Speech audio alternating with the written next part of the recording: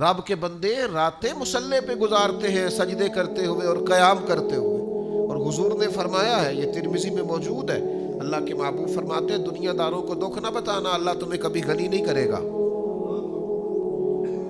بالکل لوگوں کو نہ بتانا یہ مجبوری ہے، یہ آزمائش ہے، اس لیے کہ وہ تیرے ساتھ چلے، رو کے درد سے عج سے مالداروں اور دنیا داروں کو دکھ نہ بتانا، دکھ اپنے رب کریم کے حضور عرض کرنا، جلدی کرے یا دیر سے کرے تمہیں لوگوں سے بے نیاز کر دے گا، تمہیں لوگوں کی ضرورت نہیں رہے گی، مالک اپنے خزانوں سے عطا کرے گا۔ ہاتھ پھیلانا بڑی رسوائی ہے۔ وہ ہمارے نوجوان اللہ فضل کرے، میرا تو چھوٹا سا تجربہ یہی ہے، میں جس سے پوچھتا ہوں آپ کیا کرتے ہیں، کہتے ہیں میں نے کاغذ جمع کرائے باہر جانا ہے۔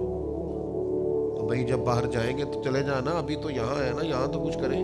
ایک ہی پیشہ برا ہے کسی کے سامنے ہاتھ پھیلانا، باقی جو ریڑھی لگاتا ہے بڑا عزت والا آدمی، جو صبح جھاڑو دے کے رزق کماتا ہے اس کی بڑی بات ہے۔ نبی کریم صلی اللہ تعالیٰ علیہ وسلم نے اپنی امت کے لیے جو بات بڑی ناپسند کی ہے وہ ہاتھ پھیلانا۔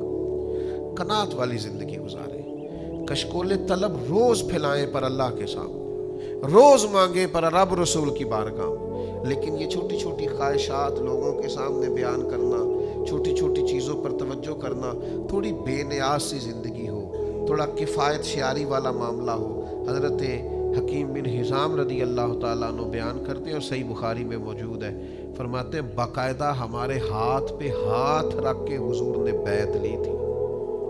ایک تو بیعت اسلام پہلے ہو چکی، بیعت جہاد پہلے ہو چکی، لیکن دوبارہ ہاتھوں میں ہاتھ لے کے بیعت کی اور ارشاد فرمایا میرے ہاتھ پر بیعت کرو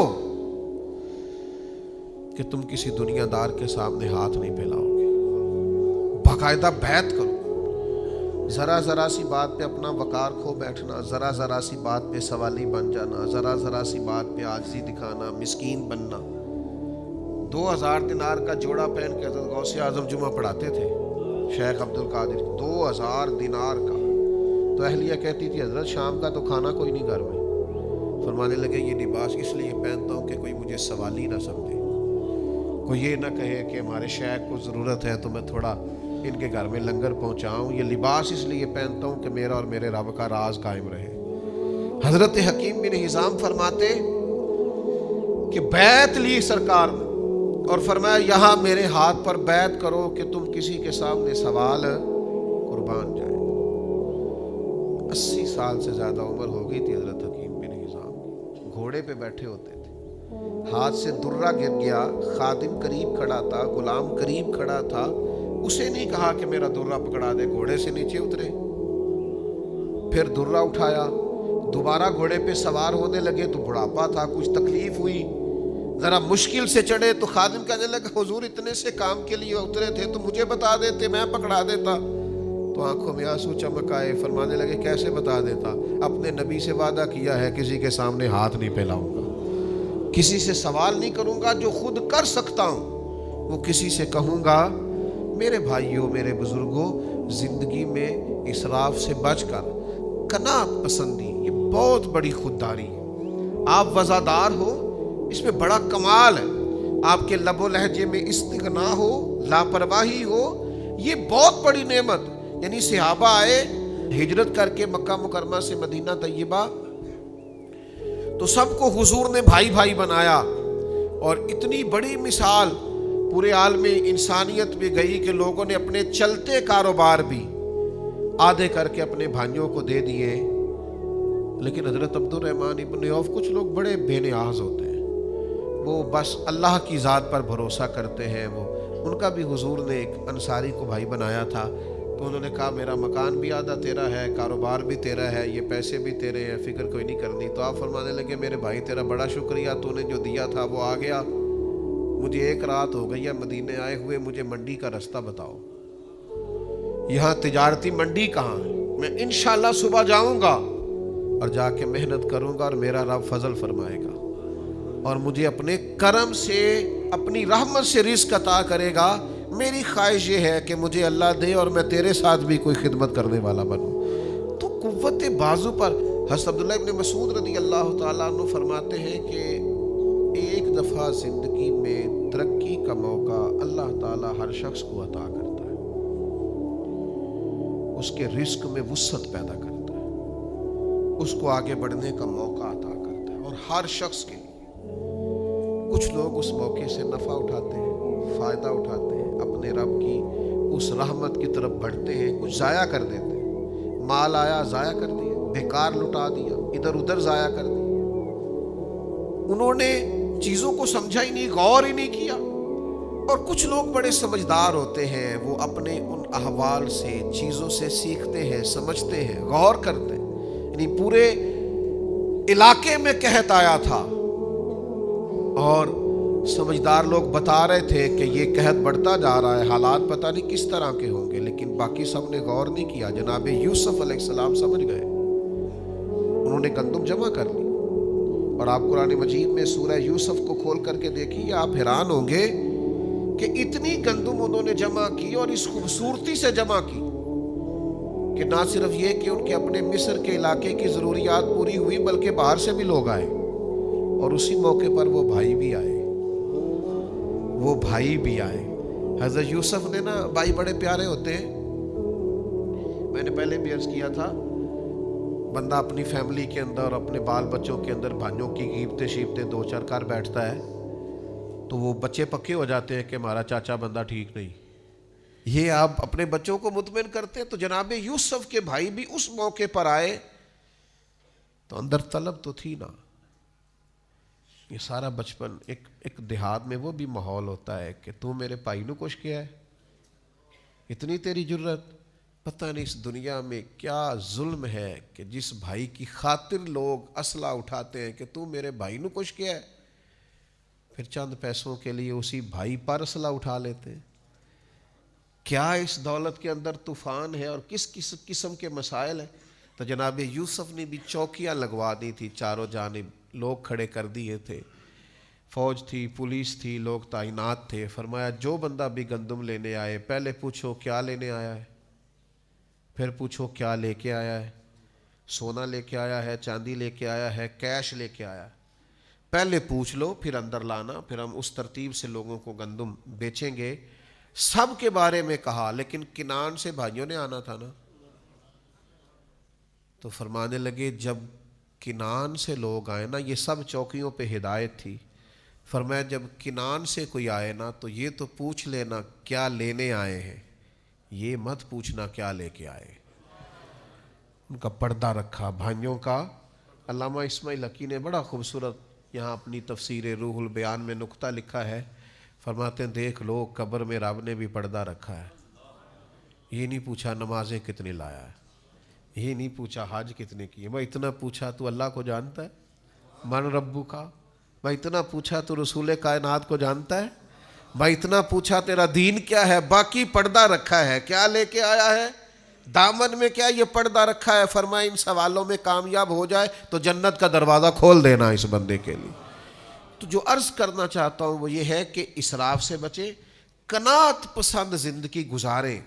اصل فن یہ ہے، اصل کمال یہ ہے کہ آپ اپنی ضروریات کا تعین کریں۔ 3 حصوں میں تقسیم کی جا سکتی ہیں ضروریات، ایک بہت ضروری، ایک ضروری اور ایک غیر ضروری۔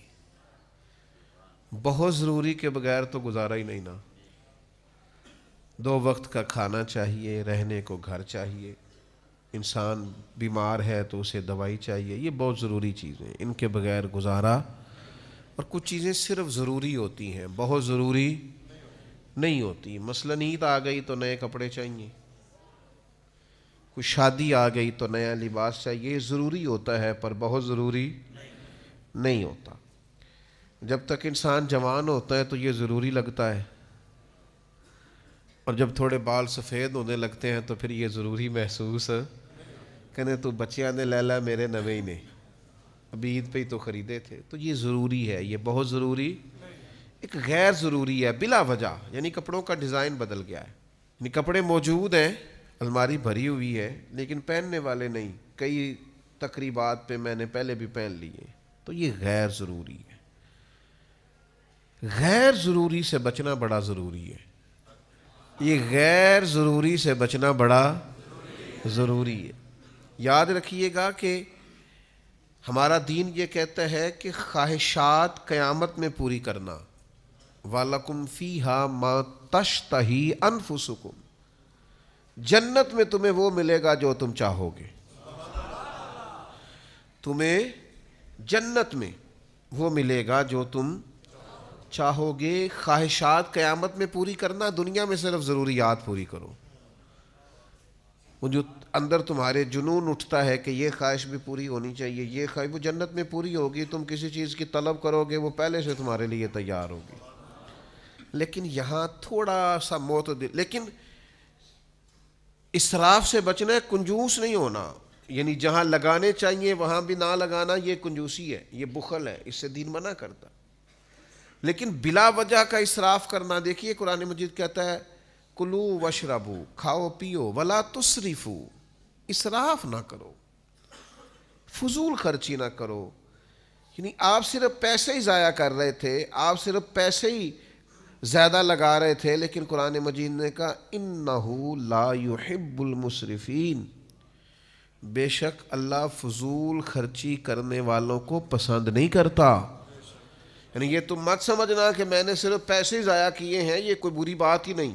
فرمایا یہ جو تم نے پیسے ضائع کیے ہیں تو یہ تم نے اللہ کا ناپسندیدہ کام کیا. تم اپنے کریم رب کی رضا والا کام نہیں کر رہے, محض پیسہ ہی نہیں ضائع ہوا.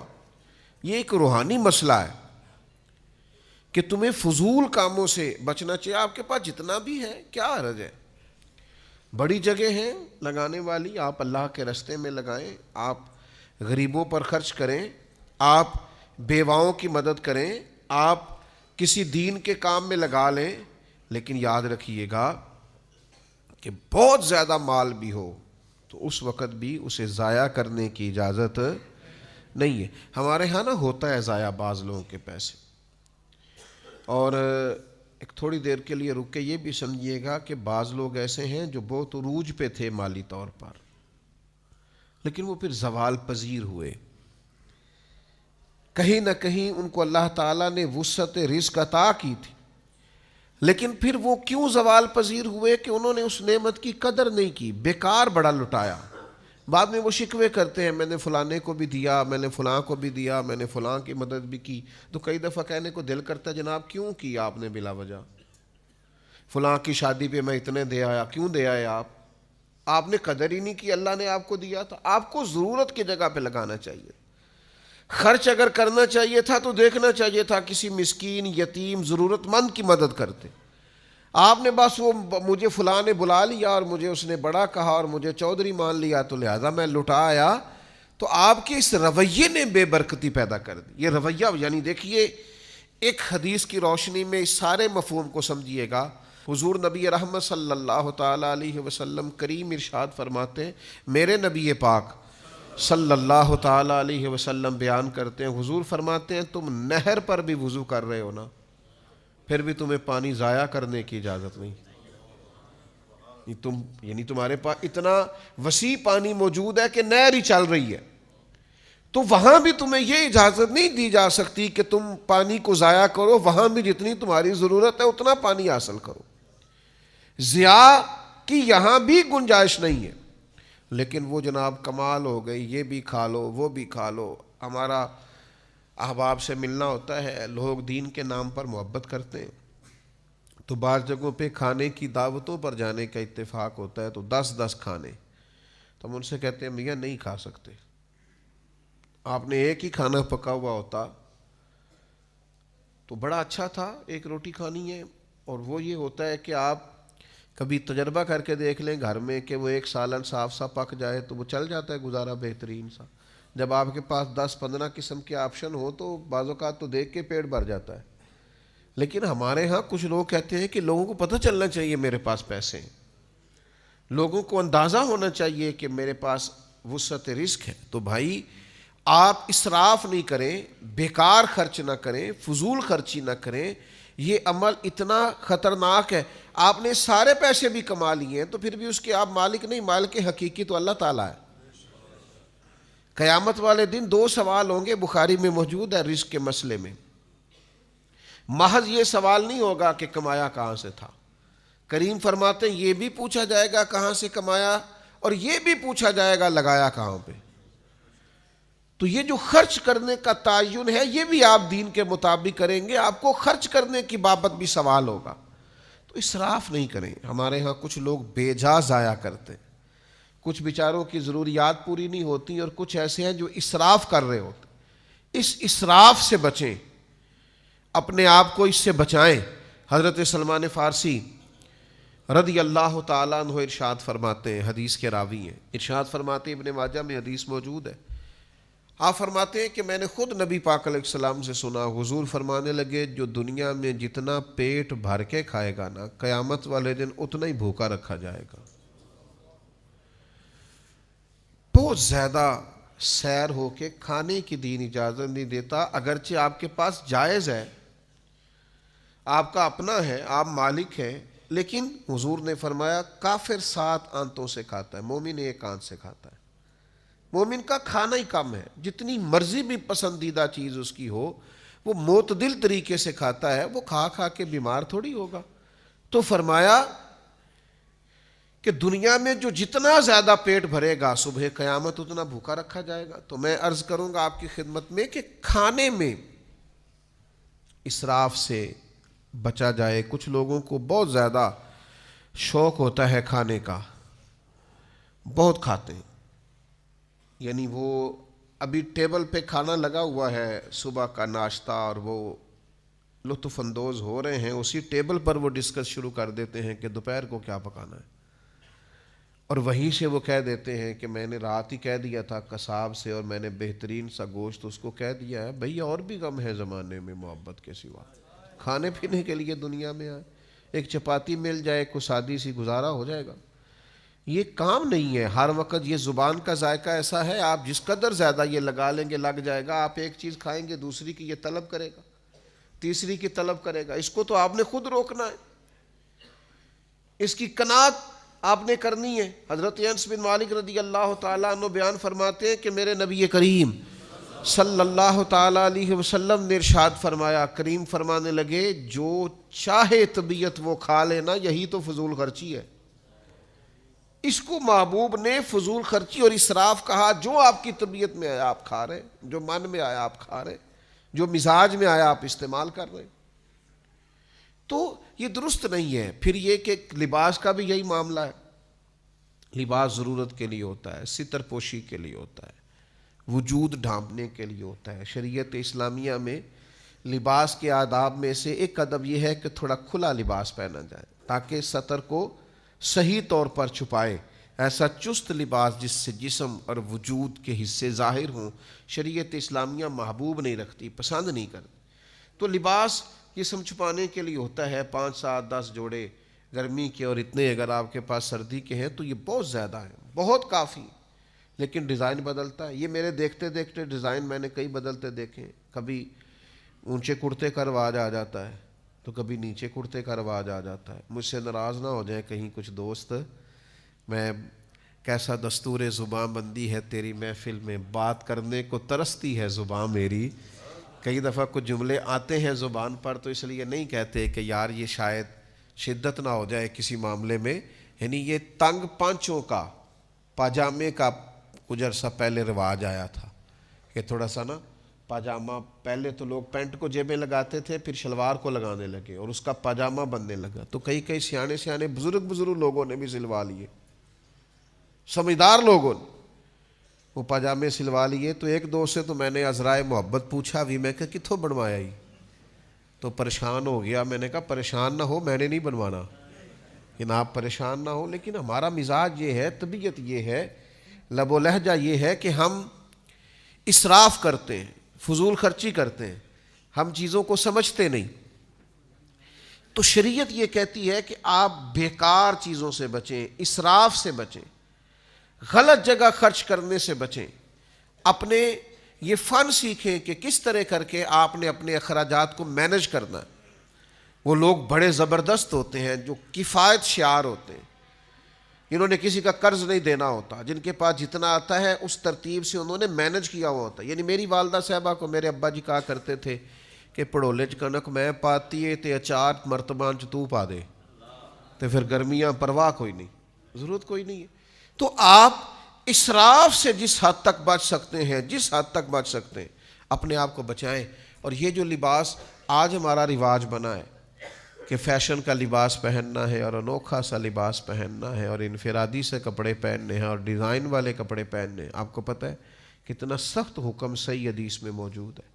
نبی کریم علیہ الصلوۃ والسلام نے ارشاد فرمایا، جس شخص نے دنیا میں دکھاوے کا لباس پہنا، لوگ مجھے دیکھیں اور مجھ سے میری بہنیں، بیٹیاں، مائیں ناراض نہ ہو جائیں. یہ عورتوں میں بعض اوقات یہ شدت زیادہ پائی جاتی ہے کہ یہ تو میں نے پچھلی تقریب پہ بھی پہنا تھا، اب یہ کہ میں پھر پہنوں.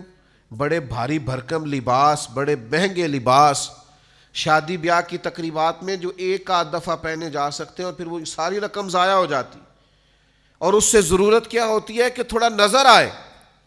تو کریم کیا فرماتے ہیں؟ حضور فرمانے لگے کہ جس نے دنیا میں دکھاوے کا لباس پہنا، اللہ قیامت کے دن اسے ذلت کا لباس پہنا دے گا اور رسوا کر دیا جائے گا. آپ عاجزی کا، انکساری کا، دیکھیے حضور سادہ لباس پہنتے، سادہ ہوتا لیکن بڑا ہی صاف ستھرا ہوتا، خوشبوؤں کے حلے آتے، نکھرا ہوا ہوتا. یعنی حضور نے پابند کیا اپنے غلاموں کے کہ جمعے والے دن کوئی بغیر غسل کے مسجد میں نہ آئے.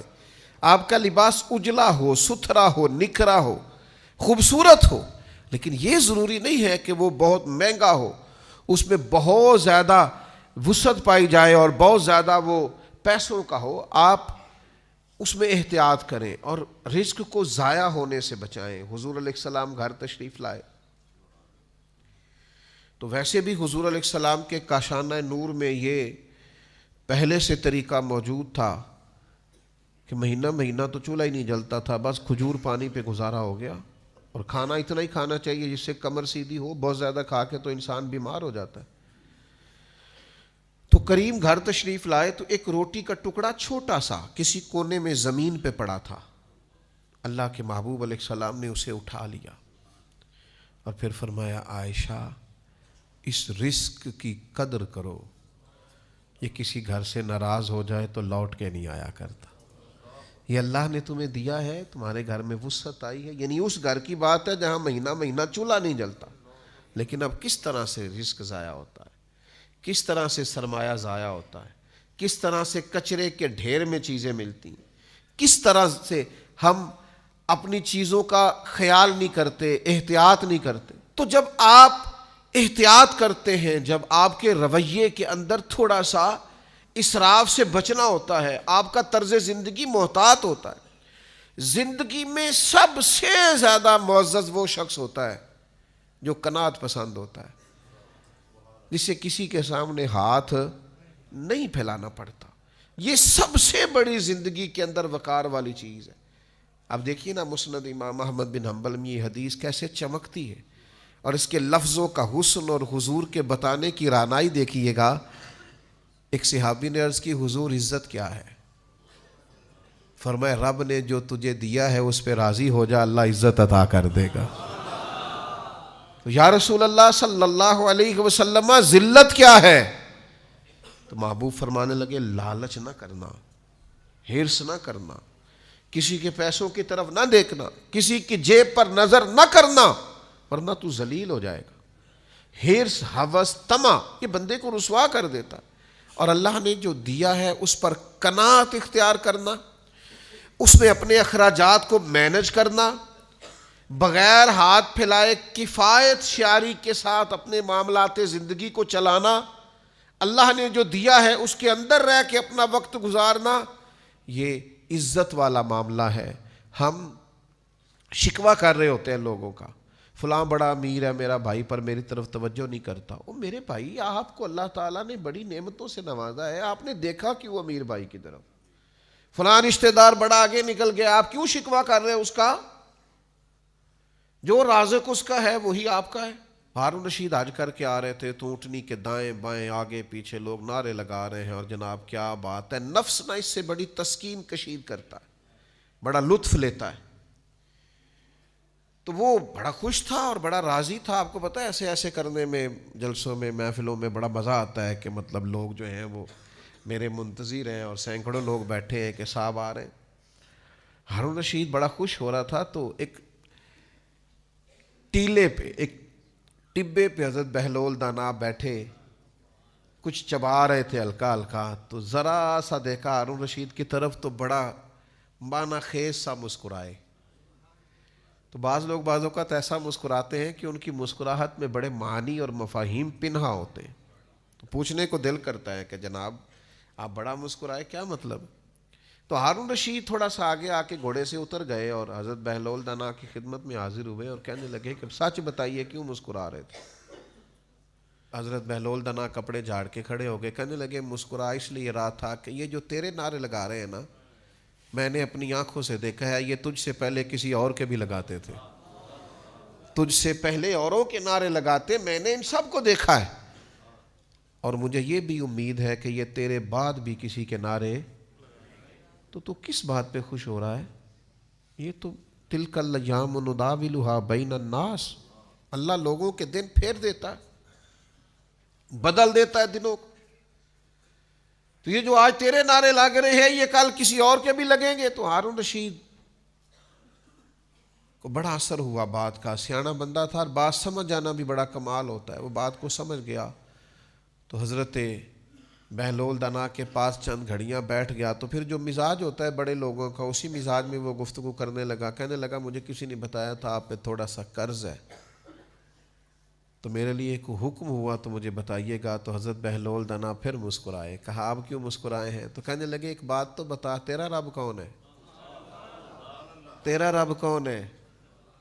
ہارون رشید کہنے لگے اللہ۔ تو فرمایا میرا کون ہے؟ کہا اللہ۔ تو پھر کپڑے جھاڑے اور بڑی ہی بے نیازی کے ساتھ ٹیلے سے نیچے اترے، کہنے لگے جا اپنا کام کر، یہ تو نہیں نہ ہو سکتا کہ اللہ ہارون رشید کو تو دیتا جائے اور بہلول دانا کو بھول ہی جائے، میرے رب کو پتہ ہے کسے کیا چاہیے، لہٰذا میرے مالک نے جو دیا ہے اس پر راضی ہوں، میں تجھے اپنے دکھ کیوں بتاؤں، میرے پاس مصلی ہے، میرے پاس دعا کا رشتہ ہے۔ آج شام دنیا سوئے گی تو ساون کی کالی راتوں میں جب بوندا باندی ہوتی ہے، وہ راتوں کو اٹھ اٹھ روتے ہیں جب خلقت ساری سوتی ہے۔ تو آج ہی کہہ لینا ہے میں نے اپنے رب سے۔ تو یہ زندگی معنی خیز ہے، یہ با کمال زندگی ہے۔ تو اپنے اندر اس خوبصورتی کو لائیے، اس حسن کو پیدا کیجئے، جذبہ محنت لائیے، جو اللہ نے دیا ہے اس میں سے اپنے آپ کو مینج کیجئے۔ کہیں بھی کسی بھی مقام پر فضول خرچی سے، اسراف سے، تبذیر سے اپنے آپ کو بچائیے۔ ولا تسرفوا، فضول خرچی نہ کرو، انہ لا یحب المسرفین، اللہ تعالیٰ فضول خرچی کرنے والوں سے محبت نہیں کرتا۔ قناعت کے ساتھ اپنی زندگی کو مینج کیجئے، اللہ تعالیٰ توفیق عمل عطا کرے۔